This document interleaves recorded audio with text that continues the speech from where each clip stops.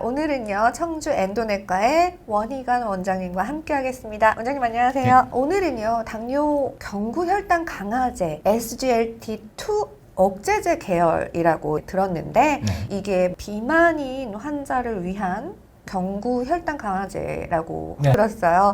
자, 당뇨 약으로 쓰이는 이 경구 혈당 강화제 SGLT2 억제제 계열은 어떤 원리로 당뇨를 치료하는지 또 궁금해요. 예. 일단 이제 그 SGLT2를 이제 말씀드리기 전에 기존의 이제 당뇨병이라고 하는 것은 인슐린 저항성이 기본, 그러니까 인슐린 분비는 되는데 복부 지방으로 인해서 인슐린 작용이 제대로 이루어지지 않다 보니까 생기는 당뇨병이 그것이 바로 이제 당뇨병의 주 발생 기전이었습니다. 네. 그래서 기존의 당뇨병 치료제는 인슐린 분비를 촉진시키는 약이거나 또는 이제 인슐린 작용을 도와주는, 즉 인슐린 저항성을 개선시켜주는 약이었었는데요. 과연 혈당을 높이는 원인이 그 인슐린과 관련된 것만 있는 것이냐, 아니면 다른 게 혹시 있을 것이냐, 네. 이거에 대한 연구가 활발하게 이루어지면서 그 콩팥에서도 인슐린, 그러니까 혈당을 높이는 어떤 요인이 있다, 이렇게 이제 보통 그 연구 결과가 나와서 이 약이 개발되게 된 거고요. 네. 간단하게 우선 말씀드리면 콩팥에서 포도당이 재흡수되는 걸 막고 오히려 이제 소변을 통해서 포도당을 밖으로 배출을 시켜서 피 속에 있는 당을 떨어뜨려주는 그런 기전이 되겠습니다. 우리 신장에서는요, 하루에 한 180g 정도의 포도당을 또 여과를 합니다. 피를 걸러서 하루에 180g 정도 여과한다는 얘기가 되겠죠. 건강한 사람에서는 이제 포도당을, 그러니까 신장에서 일단 피를 걸릴 때 한번 살짝 내보냈다가 다시 재흡수를 합니다. 왜냐하면 당은 우리 몸에서 에너지원으로 쓰여야 되기 때문이죠.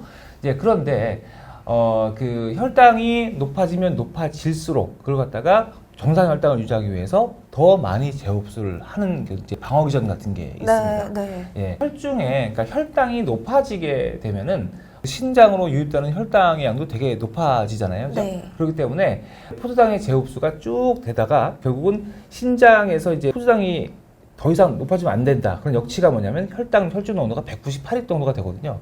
그 이상 넘어가면 혈당이 너무 높으니까 네. 이거 밖으로 내보내야 되겠다라고 해서 더 이상 재흡수를 하지 않고 소변을 통해서 당을 밖으로 빼죠. 그렇게 해서 혈당은 어느 정도 높아지지 않게 하는 어떤 방어기전 같은 게 있어요. 소변을 통해서 이렇게 그렇죠. 빼게. 그러니까 어느 정도는 계속 재흡수를 해서 밖으로 안 내보내는데 너무 높아지면은 더 이상 안 되겠다 하니까 이거를 이제 밖으로 내보내는 거죠. 네네. 그런데 우리 몸의 신장에 있는 세뇨관이라는 데에서 이 포도당 재흡수에 관여하는 것을 갖다가 이제 SGLT라고 하는 어떤 그런 수용체들이 있는데 그 중에 시리즈가 여러 가지 있는 거죠. 그 중에서 가장 많은 부분을 차지하는 것이 바로 SGLT2라고 하는 것이 되겠습니다. 이 SGLT2에 의해서 포도당의 이제 재흡수가 이루어지는데요. 이 당뇨병 환자에서는 문제가 뭐냐면 이 SGLT2가 당뇨병이 생기면서 이 SGLT2가 많이 늘어납니다. 그러다 보니까 혈당이 높아지면은 더 이상 재흡수하지 말고 밖으로 내보내야 되는데 네. 이 재흡수를 계속 함으로 해서 당이 계속 높아지는 거죠. 그래서 이 약은 그 SGLT2가 포도당을 재흡수하는 작용을 억제를 시켜서 밖으로 내보내는, 그러니까 혈당이 좀 높아지는 걸 막기 위해서 소변으로 당을 빼는 그런 기전이 되는 거죠. 그렇군요. 그러면 당뇨가 좀 심한 분들한테 네. 쓰이는 약물인가요? 그렇죠. 어쨌든 혈당을 떨어주는 거는 맞는데 하루에 SGLT2 억제를 사용하게 되면 우리 피 속에 있는 당 중에서 하루에 적게는 70에서 많게는 한 100g 정도를 배출을 시킴으로써 이게 칼로리로 따지면 280에서 한 400kcal 정도 되거든요. 그렇게 해서 혈당을 떨어뜨리게 되는 거죠. 그리고 체중 감소 효과가 있는 겁니다. 우리가 밥을 하루에 3공기를 먹게 되면 그 3공기를 다 췌장이 인슐린을 분비해서 떨어뜨려줘야 되는데 그 중에서 한 공기가 빠져나가니까 췌장이 할 일이 그만큼 줄어드는 게 되는 거죠. 그리고 과체중 또는 비만 환자이면서 신장 기능이 가급적 정상이어야 합니다. 신장 기능이 떨어지면 쓰면 안 되진 않지만 신장 기능이 떨어졌을 때는 그만큼 약효가 떨어지기 때문에 그렇고요. 그리고 이제 비뇨생식기계, 왜냐하면 이게 항상 소변으로 당이 빠져나가다 보니까 요로 감염의 위험성이 있거든요. 그래서 비뇨생식기계 감염의 위험성이 좀 적은 분들한테 사용하는 게 좋습니다. 네. 근데 가끔 저희가 이제 약을 초이스를 하다 보면 각각의 여러 가지 당뇨병의 약이 있는데 그 중에서는 피 검사를 했을 때 각각의 약들이 이런 경우는 이 약을 사용하지 않아야 된다 라는 경우가 꽤 있어요. 그래서 부득이하게 좀 마른 분들인데도 불구하고 또는 고령인데도 불구하고 이 약을 써야 되는 경우가 있죠. 그러면 혹시 SGLT2 억제제는요, 약은 다 부작용이 있다고 네. 들었는데 어떤 부작용이 있는지 알려주세요. 일단 이제 포도당 배설을 통해서 삼투성 이뇨, 그러니까 오줌을 많이 넣게 됩니다. 그러니까 이제 일단 갈증도 좀 날 수 있고 입이 좀 마른 증상이 생길 수가 있어요. 그리고 소변을 자주 보시는데 예민한 분들은 좀 소변을 너무 자주 봐서 힘들어요 라고 하시는 분들이 있습니다. 그러니까 운전하시는 분들, 이런 분들한테는 좀 사용하기가 조금 곤란한 경우가 간혹 있고요. 그리고 이제 탈수 현상이 생길 수 있으니까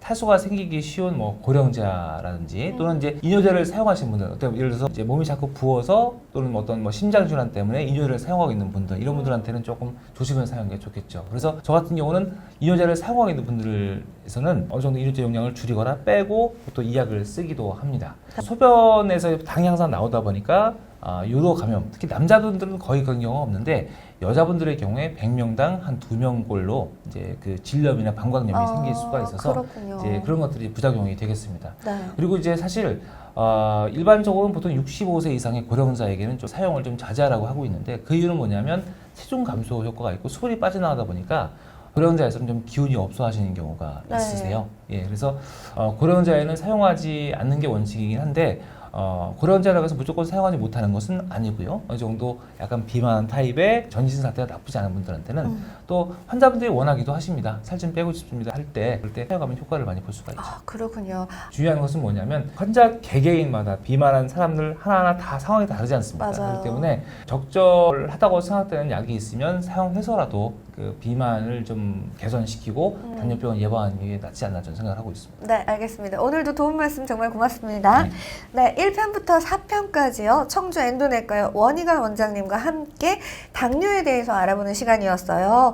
공복혈당, 식후혈당, 당화혈색소가 중요한 이유에 대해서도 알아봤고요. 연속혈당 측정기가 필요한 이유에 대해서도 알아봤습니다. 그리고 당뇨 환자 다이어트 시 주의사항에 대해서도 알아봤고요. 경구혈당 강화제 SGLT2 억제제에 대한 이야기도 해봤습니다. 여러분 이 영상 정말 도움이 되셨다면요. 여러분 구독 눌러주시고요. 좋아요도 눌러주십시오. 여러분의 댓글 참여도 기다리겠습니다. 고맙습니다.